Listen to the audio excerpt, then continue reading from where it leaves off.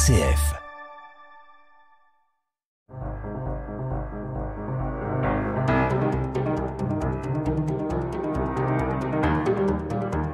Dignité, je crie ton nom, une émission proposée par ATD Carmonde et présentée par Nicolas Descamps et Jean Tonglet.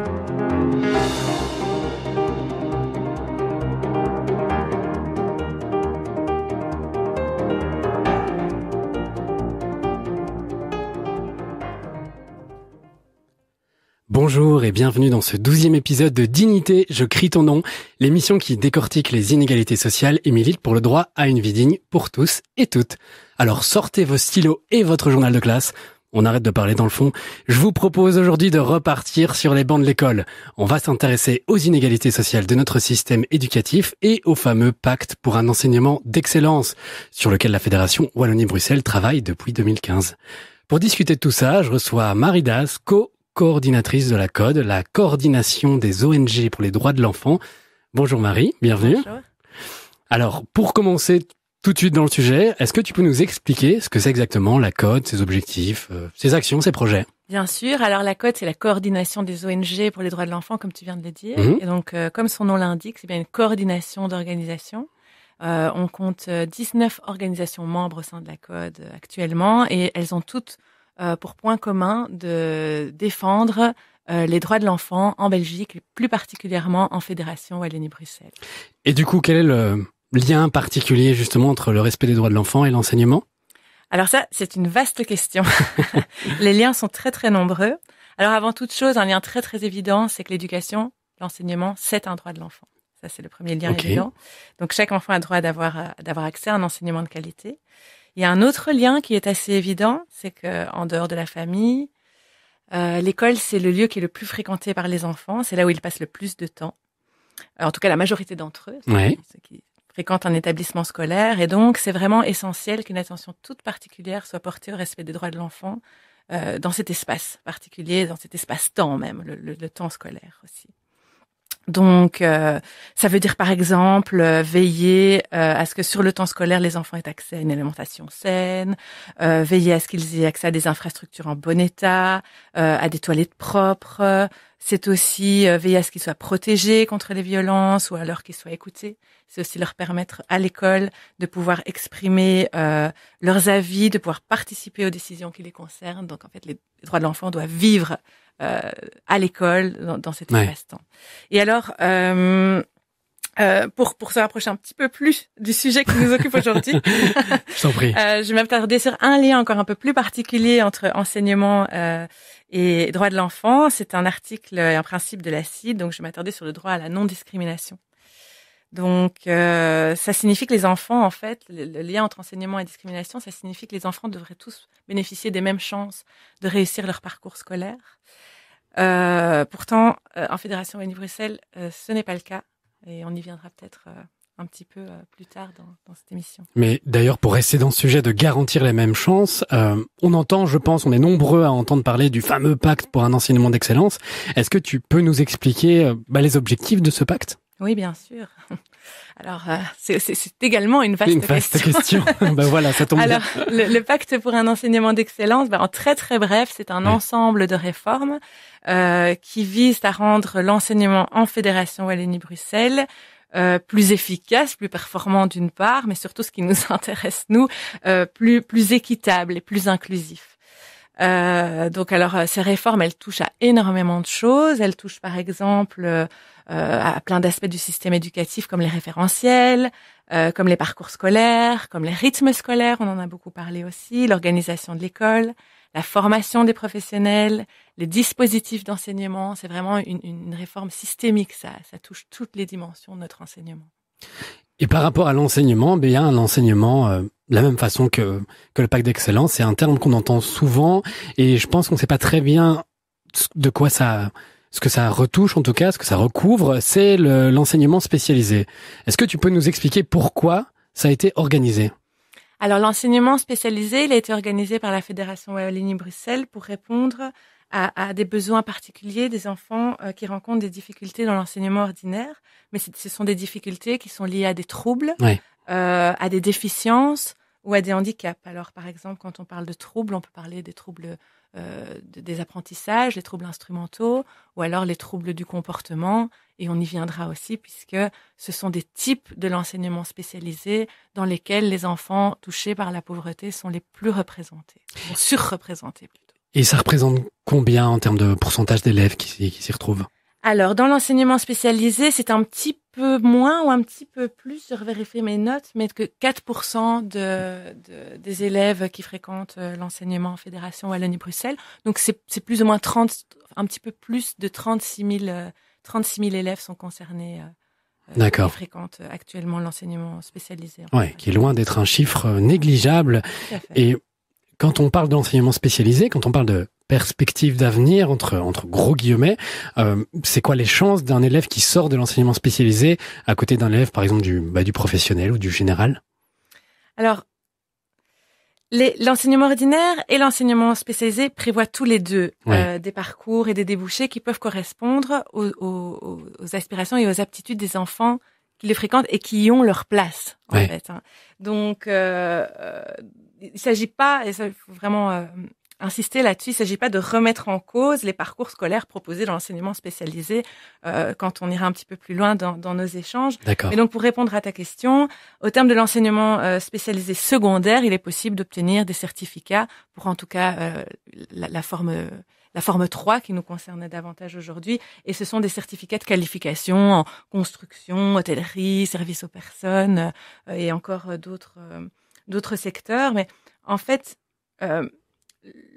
le problème n'est pas tellement dans le type de certificat qu'on peut obtenir au terme d'un parcours dans l'ordinaire ou au terme d'un parcours dans l'enseignement spécialisé. Le problème est que si un enfant se trouve dans l'enseignement spécialisé alors qu'il n'y a pas sa place et qu'en fait il a les aptitudes et aussi les aspirations d'ailleurs pour rester dans l'enseignement ordinaire, et qu'il n'a pas sa place dans l'enseignement spécialisé parce qu'il y a été orienté de manière précoce, abusive, il y a été relégué, alors l'éventail de ses possibilités se voit effectivement réduite, puisqu'il ne peut plus accéder à des certificats de l'enseignement général et parfois de l'enseignement technique ou professionnel. Voilà.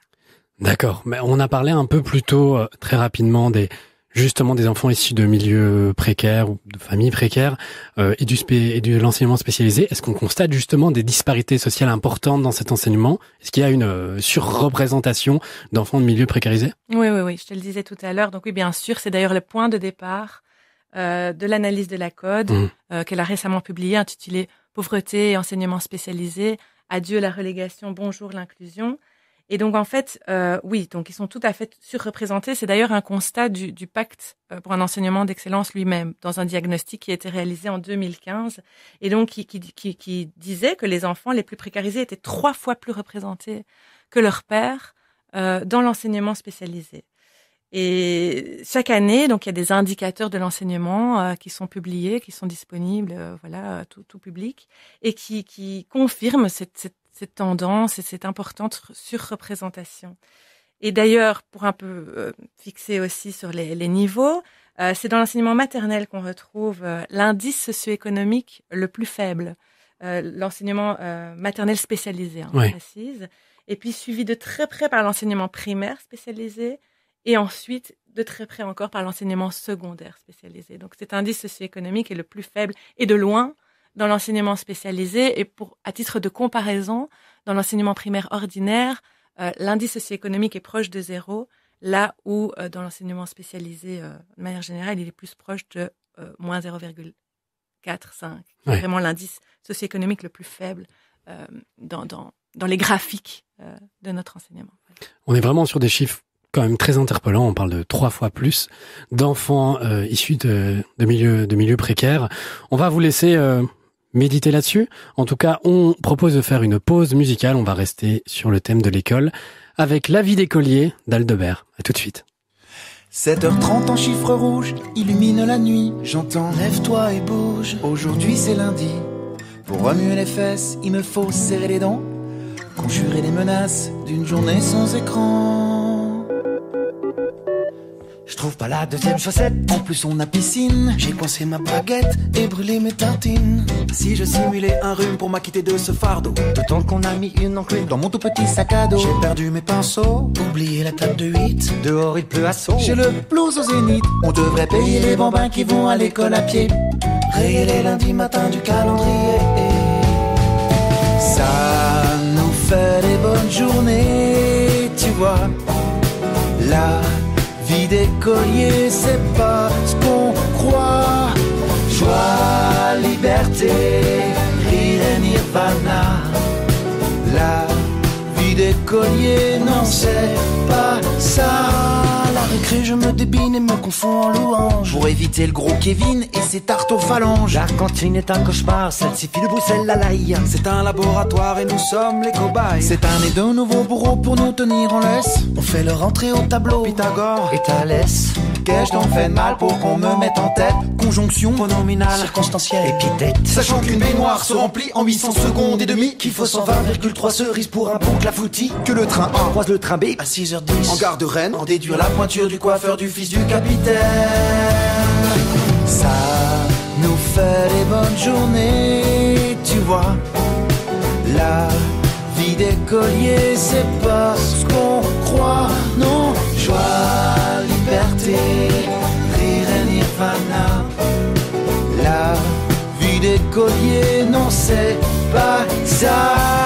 Moi je pense à la mer, au silence, ne rien faire, les vacances, prendre l'air, l'insouciance, l'éphémère.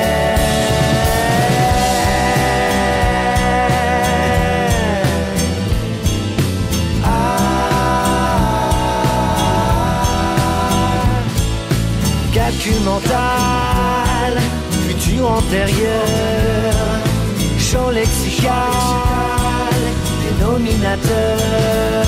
Photosynthèse, antiquité, récitation, renaissance. Triangle, rectangle, trapèze, participe passé, carte de France. Homme de Néandertal, infinitif et règle de 3.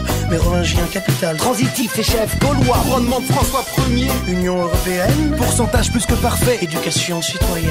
Y'a de quoi rester quoi quand j'entends ma famille clamer que je vis là les plus beaux moments de ma vie. Ça nous fait des bonnes journées, tu vois.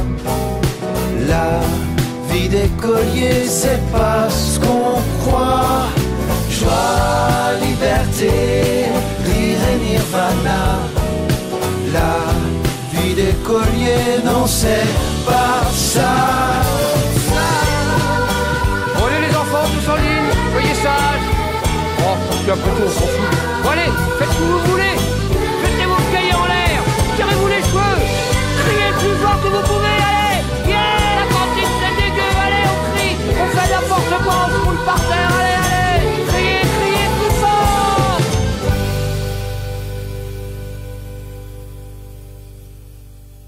Et voilà, c'était Aldebert avec La vie d'écolier.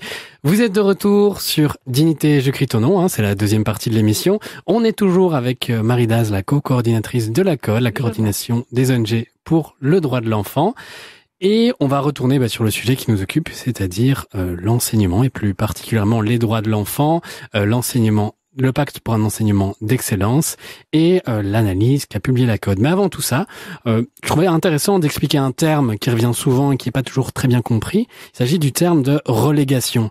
Est-ce que Marie, tu saurais nous expliquer ce que ça veut dire précisément?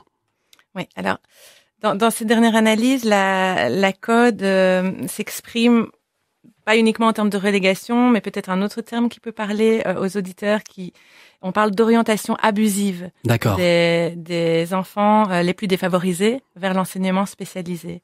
Et donc, comme je le disais tout à l'heure, ces orientations abusives, c'est aussi un constat de la Fédération Wallonie-Bruxelles au départ de ce grand chantier de réforme qui est le pacte pour un enseignement d'excellence. Et ce diagnostic avait révélé un tas de choses, et notamment la surreprésentation des enfants les plus défavorisés dans l'enseignement spécialisé. Or, nos questions, c'est est-ce que ces enfants ont plus de troubles des apprentissages que les autres? Ont-ils plus de troubles cognitifs ou de troubles du comportement ou de la personnalité que les autres? Je renvoie un petit peu la question. Alors, ces enfants rencontrent bien sûr des difficultés particulières qui sont liées au vécu de la pauvreté, ça c'est certain. Ces difficultés ont certainement un impact sur leur disponibilité aux apprentissages à l'école. Les milieux populaires sont probablement plus éloignés. On entend souvent parler aussi de la culture scolaire actuelle, où la culture scolaire est plus éloignée de la culture des milieux populaires. On peut le prendre dans tous les sens. Mais toutes ces barrières, est-ce qu'elles relèvent pour autant de l'enseignement spécialisé ? Voilà. Évidemment, pour nous, la réponse est non. Ouais. Et d'ailleurs, la Fédération Wallonie-Bruxelles, dans ce même diagnostic, dénonçait un écrémage progressif. Et je peux même citer ce diagnostic et cet avis du pacte. Donc, elle dénonçait un écrémage progressif qui consiste à, je cite maintenant, regrouper les plus défavorisés culturellement, alors même que ces enfants n'affichent aucun besoin spécifique qui ne pourrait être pris en charge par l'enseignement ordinaire. Et donc voilà, c'est ça, en fait, la relégation des enfants de milieux populaires. C'est l'orientation abusive vers des filières ou des types d'enseignement qui ne correspondent pas à leurs aptitudes et à leurs aspirations. Un écrémage progressif, en fait.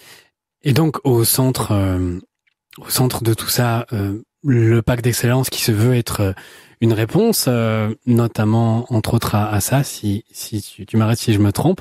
Et en tout cas, cette note que vous avez publiée, pauvreté et enseignement spécialisé, adieu à la relégation, bonjour l'inclusion.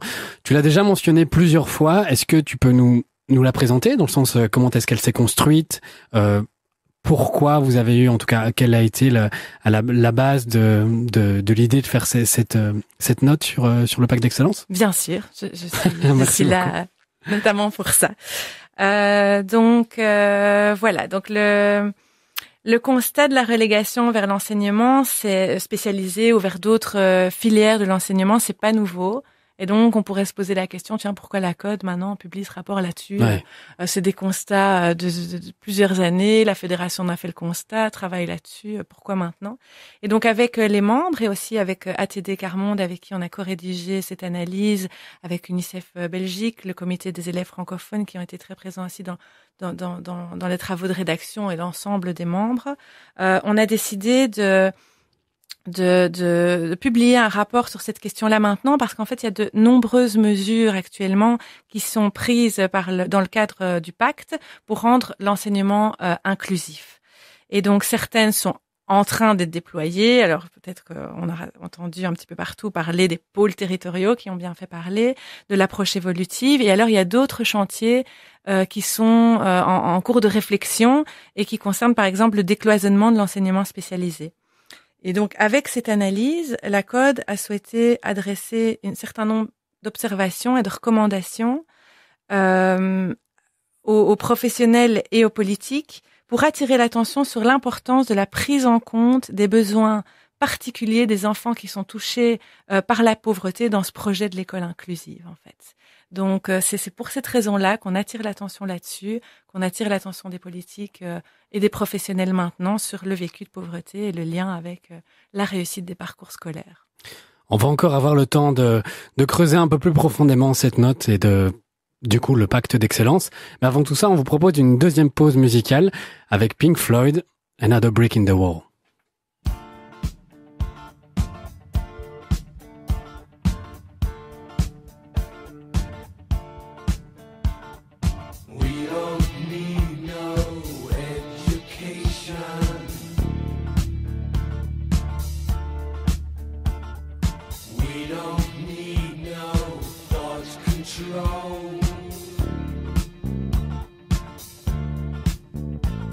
No dark sarcasm.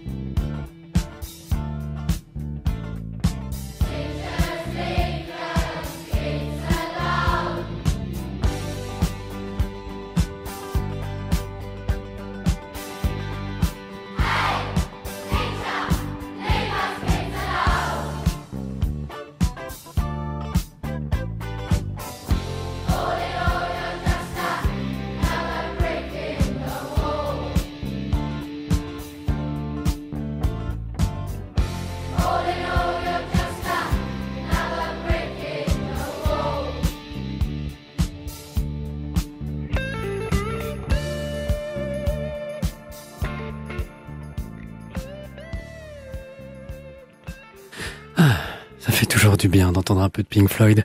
On est de retour dans Dignité, je crie ton nom, avec Marie Daz de la Code. Et on va retourner justement sur cette question de la relégation et notamment de l'analyse qui était faite de la Code du Pacte pour un enseignement d'excellence, l'analyse pauvreté et enseignement spécialisé. Adieu la relégation, bonjour l'inclusion.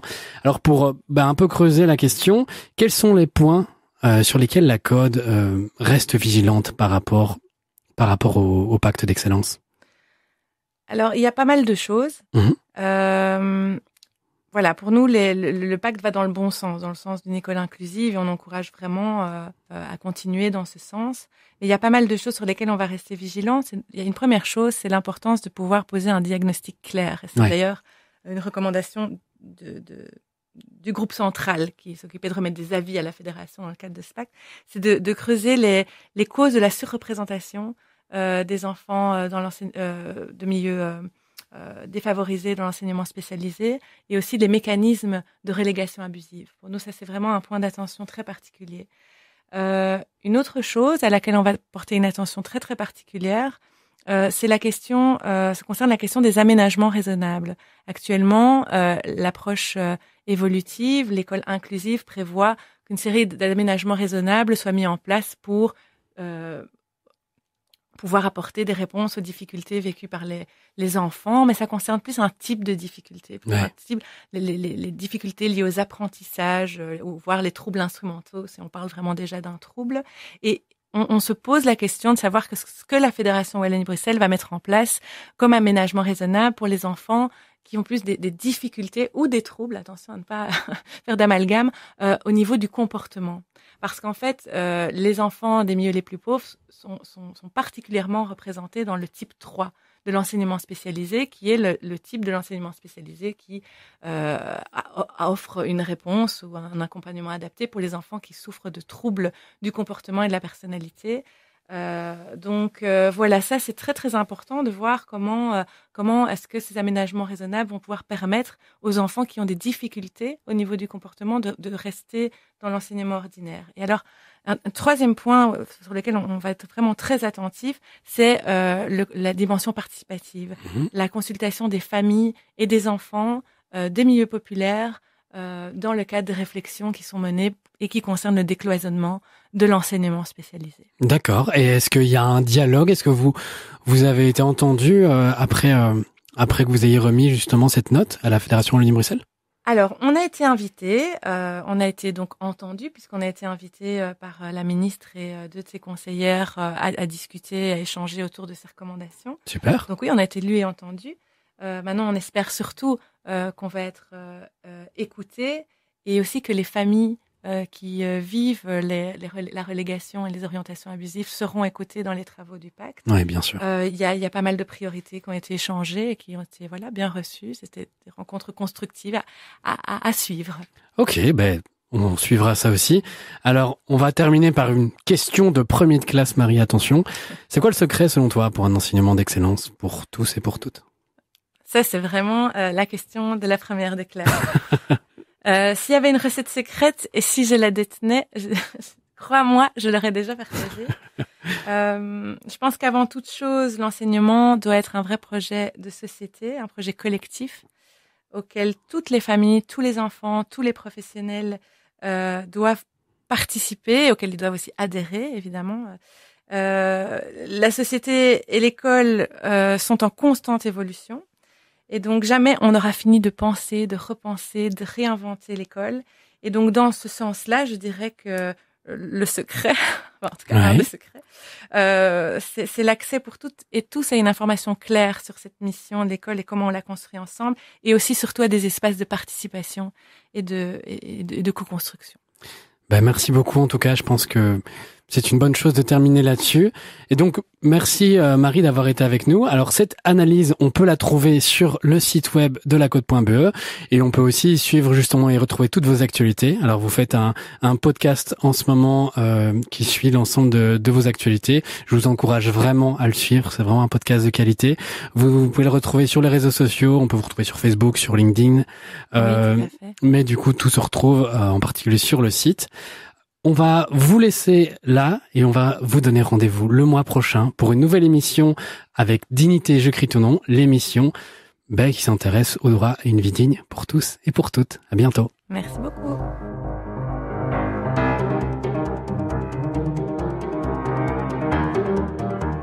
Dignité, je crie ton nom, une émission proposée par ATD Quart Monde et présentée par Nicolas Descamps et Jean Tonglet.